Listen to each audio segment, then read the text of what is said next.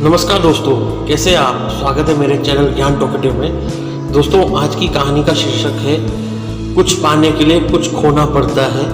दोस्तों, आज की जो कहानी है वो उन औरतों के लिए है जो गांव में पैदा हुई और ऐसे पिछड़े इलाकों में पैदा हुई, जिनके आगे कई सारे रोड़े आते हैं, पर उसमें से एक लड़की और औरत की कहानी है वो उन सब पथरीले रास्तों को हटाकर अपनी मंजिल पाती है।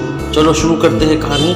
कुछ पाने के लिए कुछ खोना पड़ता है। निधि एक छोटे से गांव में पैदा हुई थी, राजस्थान के। निधि जब 10 या 12 साल की थी, अपने स्कूल के दिनों में ही उसकी आशाएं भरी थी। वो चाहती थी ग्रेजुएशन पूरा करके वो कलेक्टर की पदवी हासिल करे, पर निधि के पिताजी का जो स्वभाव था उलट था।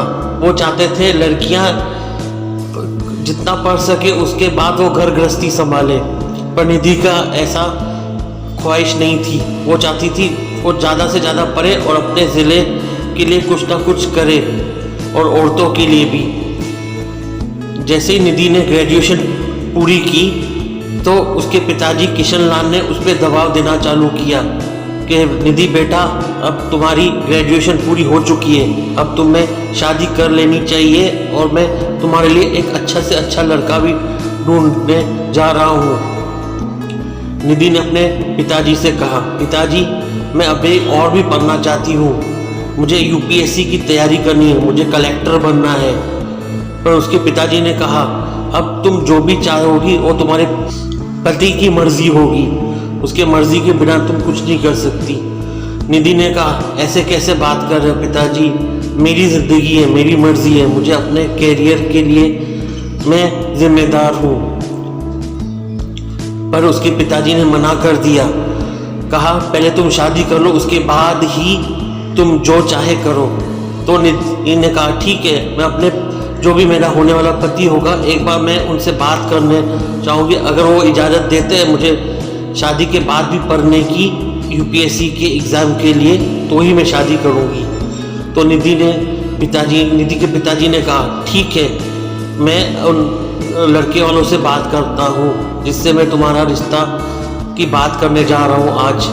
तो निधि के पिताजी किशन लाल ने लड़के वालों से कहा कि उनकी बेटी निधि आगे भी पढ़ना चाहती है यूपीएससी, पर लड़के वालों ने साफ मना कर दिया। तो निधि के पिताजी ने घर आके निधि से ये सारी बातें कही। किशन लाल ने अपनी बेटी निधि से कहा कि लड़के वालों ने साफ मना कर दिया है कि तुम्हें आगे की पढ़ाई नहीं करनी है, तुम्हें घर गृहस्थी संभालनी है। तो निधि ने कहा मुझे ये रिश्ता मंजूर नहीं है। तो निधि के पिताजी ने कहा, अगर तुम्हें ये रिश्ता मंजूर नहीं है तो तुम्हें भी मेरे घर पे रहने की इजाज़त नहीं है, तुम काफ़ी पढ़ लिया है, अभी तुम्हें घर गृहस्थी संभालनी चाहिए। तो निधि ने अपने पिताजी के खिलाफ बोला कि मैं अब शहर जाके, मुंबई जैसे शहर जाके मैं अपने दोस्त के यहाँ रहूँगी, वहाँ पे अपनी आगे की पढ़ाई के लिए तैयारी करूँगी। तो निधि के पिताजी ने कहा तो पैसे भी मुझसे मत लेना तुम्हारे आगे की पढ़ाई के लिए, जो तुम्हें करना है कर। तो निधि के पिताजी ने उसके लिए सारे दरवाजे बंद कर लिए।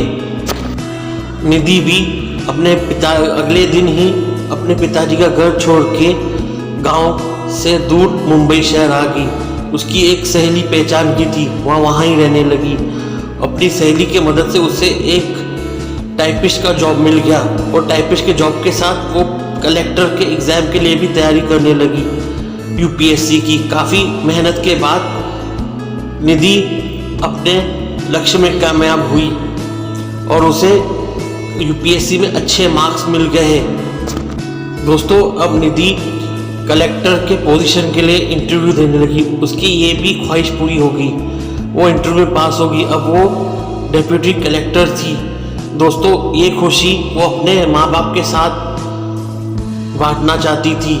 वो अपने गांव गई और उन्हें सब बात बताई। उसके पिताजी तो पहले शर्म से शर्मिंदा हुए और अपनी बेटी निधि के माथे में चूम के बोले, बेटी मैं काफ़ी गलत था, मैं तुम्हारे ख्वाहिशों के आगे रोड़ा बन रहा था। किशन लाल ने अपनी बेटी निधि से कहा, आज तुमने मेरा सर फक्र से ऊंचा कर दिया है। दोस्तों, ये कहानी इतनी ही थी। दोस्तों इस दुनिया में हर एक को हक है अपनी करियर, अपने ज़िंदगी जीने का।